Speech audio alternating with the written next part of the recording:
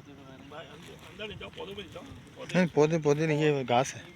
और ये बाकी ये ज़रा असल में आप देखें तरीक़े का भी फ़र्क है। इन्होंने इस तरह की नालियाँ वगैरह बनाई है ना, हाँ उसमें ये कि पानी अच्छा गिरता भी रहा और वहाँ वो भी रहा, खड़ा भी रहा।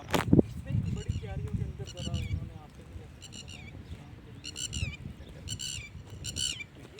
पूरा 1 एकड़ का टुकड़ा है वहाँ तक, और इस तरह ये जो आगे कुछ स्टैंड वगैरह लगाया है इन लोगों ने,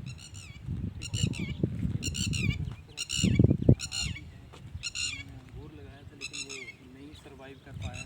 अब ये पट्टी निस्बतन अच्छी हो गई है, लेकिन ये कि हमारी अभी भी लैकिंग्स ये हैं कि मैनेजमेंट जो है ना कि भाई इसे किस तरह बेशक है, लेकिन उसे मैनेज कैसे किया जाए।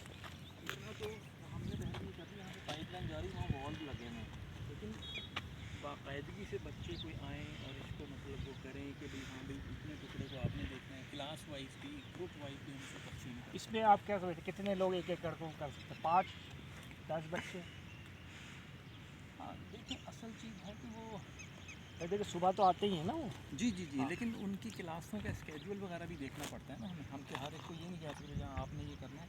हाँ जो लैब्स उनकी होती हैं उसमें हम यहाँ उन्हें पाबंद कर सकते हैं कि जनाब आपकी जो हॉर्टिकल्चर की से लैब है या क्रॉप्स वगैरह के हवाले से जो लैब्स वगैरह हैं वो आपने यहाँ आना है। अब हमने प्लान कर लिया अल्हम्दुलिल्लाह, इंशाल्लाह आगे यही होगा।